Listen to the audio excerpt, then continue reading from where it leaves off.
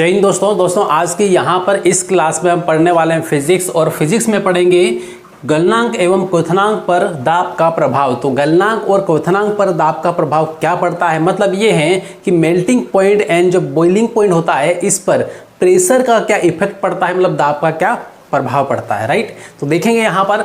अब यहाँ पर ये जो है गलनांक और क्वथनांक पर दाब का प्रभाव पड़े, उससे पहले थोड़ा सा ये देख लें कि जो गलनांक है ये वास्तव में होता क्या है और क्वथनांक है ये क्या होता है। बहुत सारे स्टूडेंट्स ऐसे हैं जिनको ये नहीं पता होता कि गलनांक क्या होता है, किसे कहते हैं, और क्वथनांक क्या होता है, क्वथनांक किसे कहते हैं। राइट, तो सबको समझना जरूरी है। जो साइंस बैकग्राउंड के हैं उनको तो ठीक है पता है, लेकिन जो अदर बैकग्राउंड के हैं उनको अच्छी तरीके से क्लियर नहीं होता है। ठीक है, तो समझ लें। सबसे पहले बात करते हैं कि गलनांक किसे कहते हैं और क्वथनांक किसे कहते हैं। ठीक है, उसके बाद में फिर आएंगे इन पर दाब का क्या प्रभाव पड़ता है। क्लियर है, चलिए देखें। और हाँ, क्लास स्टार्ट करें उससे पहले यदि आपने चैनल पे आप नए हैं, सब्सक्राइब नहीं किया तो सब्सक्राइब कर ले सबसे पहले, और बेल आइकन जरूर दबा लेना है। देखें गलनांक किसे कहते हैं, फिर देखेंगे क्वथनांक किसे कहते हैं। ठीक है, उसके बाद दाब पर आएंगे। तो गलनांक सिंपली कि किसी ठोस पदार्थ का गलनांक वह तापमान है। क्या है, गलनांक और क्वथनांक ज़्यादा कुछ भी नहीं है, ये एक प्रकार का तापमान ही है। ठीक है, जो एक वस्तु को गला देता है, एक वस्तु को वाष्प बना देता है। ठीक, तो किसी ठोस पदार्थ का गलनांक वह तापमान है जिस पर वह अपनी ठोस अवस्था से पिघलकर द्रव अवस्था में पहुंच जाता है। राइट, तो इस तरीके से सपोज यहाँ पर मान लो ये एक बड़ा सा कोई बर्फ का टुकड़ा है। ठीक है, अब ये बर्फ का टुकड़ा है, इसको क्या किया, तापमान दिया, मतलब इसको थोड़ा सा गर्म किया, हीट दिया। ठीक है, या फिर इसको धूप में रख दिया, समझ लो। राइट, तो इसको क्या मिलेगा, यहाँ पे तापमान मिलेगा, ताप मिलेगा। ठीक है, गर्म होगा ये, तो ताप मिलेगा तो क्या होगा, फिर पिघलेगा, तो पिघलेगा तो ये क्या है, पानी के रूप में कन्वर्ट हो जाएगा, मतलब ये है द्रव बन जाएगा। ठीक है, द्रव बन जाएगा, इस तरीके से पानी जैसा बन जाएगा।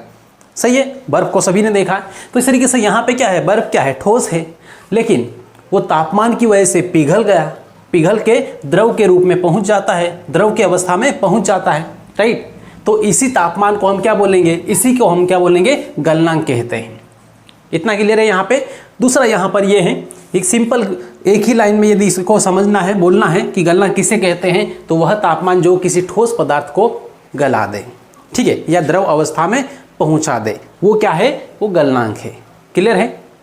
और भी अच्छी तरीके से क्लियर करना है तो गलनांक का मतलब ये समझना है कि गलना, किसी वस्तु का गल जाना, पिघल जाना। राइट, इतना क्लियर। अब यहाँ पे देखो क्वथनांक किसे कहते हैं और बॉइलिंग पॉइंट, जिसे हम बोलेंगे बॉइलिंग पॉइंट क्या है या किसे कहते हैं। देखो सिंपल सा फंडा है बॉइलिंग का। बॉइल का मतलब क्या होता है, किसी चीज़ का उबल जाना, मतलब एक ऐसा तापमान की एक सीमा जो किसी पदार्थ को, किसी द्रव को उबाल दे। ठीक है, जहाँ से भाप बनना स्टार्ट हो जाए या पानी उबलना स्टार्ट हो जाए, तो वो क्या होता है, वो उस पानी का, उस द्रव का क्या होता है, क्वथनांक होता है, बॉइलिंग पॉइंट होता है। इसकी परिभाषा देखते हैं क्या कहते हैं। क्वथनांक, किसी द्रव का क्वथनांक वह तापमान है जिस पर द्रव के भीतर वाष्प दाब, द्रव के भीतर वाष्प दाब। इसका मतलब यहाँ पे थोड़ा सा डायग्राम से समझते हैं हम। यहाँ पे पानी भरा हुआ है, ठीक है, ये पूरा पानी भरा हुआ है। अब यहाँ पे क्या है कि इसको थोड़ा सा गर्म किया अपन ने, तो ये गर्म होगा, मतलब ताप यहाँ पे होगा, तापमान यहाँ पे अंदर होगा।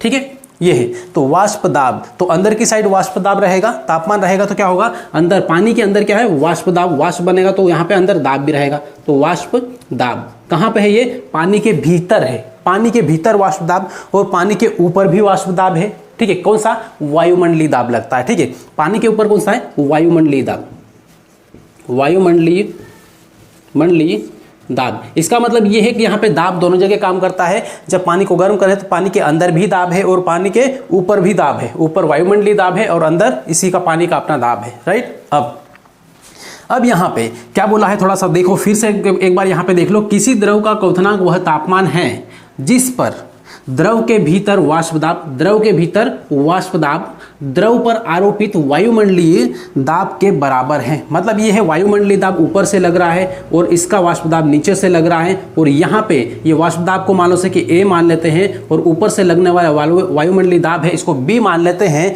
तो इस क्वथनांक की परिभाषा के अनुसार ये है कि A बराबर B।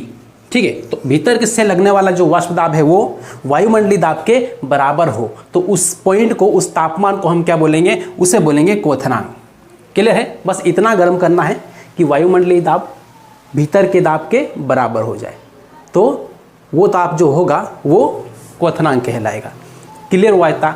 अब यहाँ पर आते हैं कि एक गलनांक और क्वथनांक पर दाब का प्रभाव क्या पड़ता है।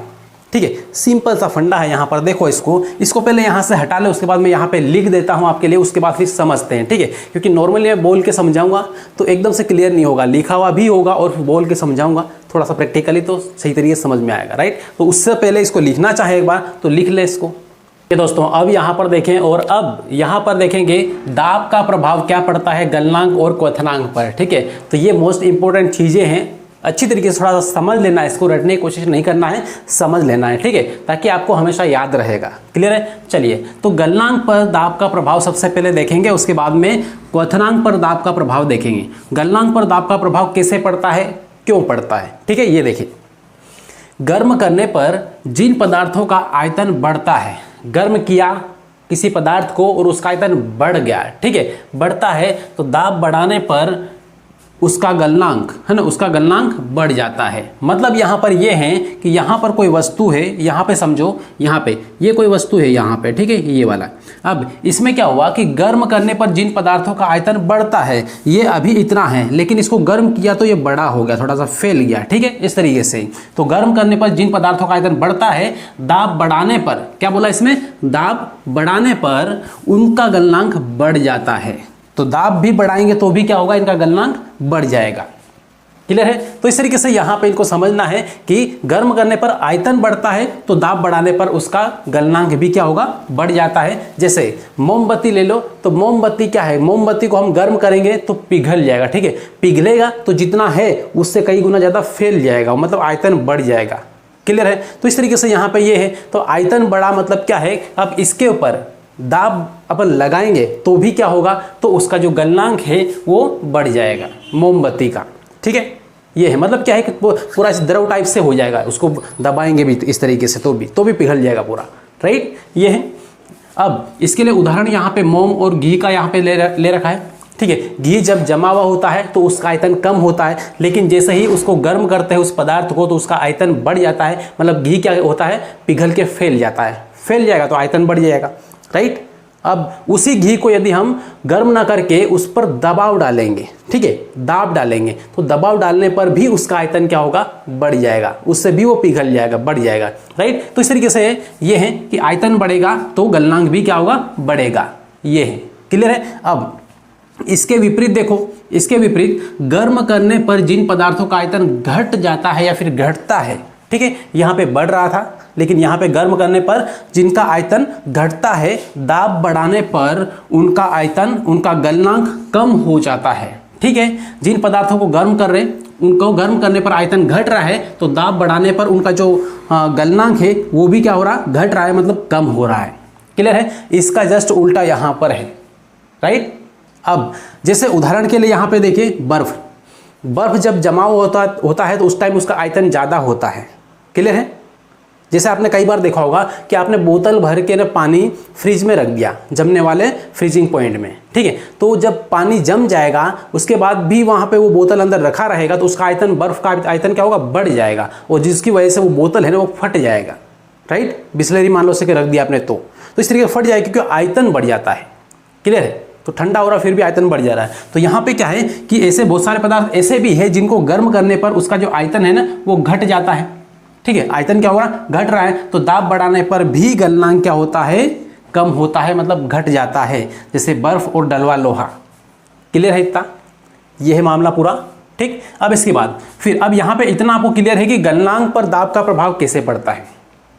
ठीक है, गलनांक पर क्या होता है, कई पदार्थ ऐसे हैं जिन पर दाब बढ़ाने पर उसका गलनांक बढ़ जाता है, और कई पदार्थ ऐसे हैं जिन पर दाब बढ़ाने पर उनका जो गलनांक है वो कम हो जाता है। ठीक, उदाहरण केवल याद रखना है, मोमबत्ती, घी, ये इनका क्या होता है कि दाब बढ़ाने पर इनका जो गलनांक है वो बढ़ जाता है, लेकिन डलवा लोहा और बर्फ, इनका यदि दाब बढ़ाएंगे, इनको दबाएंगे, इनको गर्म करेंगे थोड़ा सा, तो क्या होगा, इनका जो आयतन है वो घटेगा और उनका गलनांक भी घट जाएगा। क्लियर है इतना? बहुत अच्छी तरीके से 2-3 बार रिपीट करके आपको बता दिया। अब यहाँ पर देखिए क्वथनांक। क्वथनांक का सिंपल मतलब है कि किसी चीज का उबलना, वाष्प के रूप में कन्वर्ट होना, ठीक है, क्वथनांक, राइट। अब क्वथनांक पर दाब का प्रभाव क्या पड़ता है वो देखेंगे। क्वथनांक पर दाब का प्रभाव, सभी द्रवों का क्वथनांक उनकी खुली सतह पर दाब बढ़ाने पर बढ़ता है। मान लो से कि यहाँ पर ये है, इधर की साइड यहाँ पर पानी भरा हुआ है इसमें, ठीक है, ये वाला, इसमें पानी भरा हुआ है सभी द्रव के लिए, ठीक, कोई सा भी द्रव हो, केवल पानी की बात नहीं, कुछ भी, दूध ले लो या फिर और कुछ ले लो, ठीक है। तो इस तरीके से यहाँ पर क्या बोला है कि सभी द्रवों पर, यहाँ पर कोई सा भी द्रव हो सकता है, सभी द्रवों का क्वथनांक उनकी खुली सतह पर दाब बढ़ाने पर बढ़ जाता है। मतलब ये है कि ऊपर से यदि हम दाब बढ़ाते जाएंगे तो इनका जो क्वथनांक है वो भी बढ़ता जाएगा। मतलब ये है कि अभी नॉर्मल यहाँ पर क्या होता है कि ये 100 डिग्री सेल्सियस पर उबल जाता है। इनका जो क्वथनांक कितना है नॉर्मली वो 100 डिग्री सेल्सियस है, मतलब 100 डिग्री सेल्सियस है वो उतना उसका क्वथनांक मतलब ताप कितने डिग्री पर उबल रहा है, ठीक है। तो अभी यहाँ पर 100 डिग्री सेल्सियस पर ये उबल जाता है, ये इसका क्वथनांक हुआ।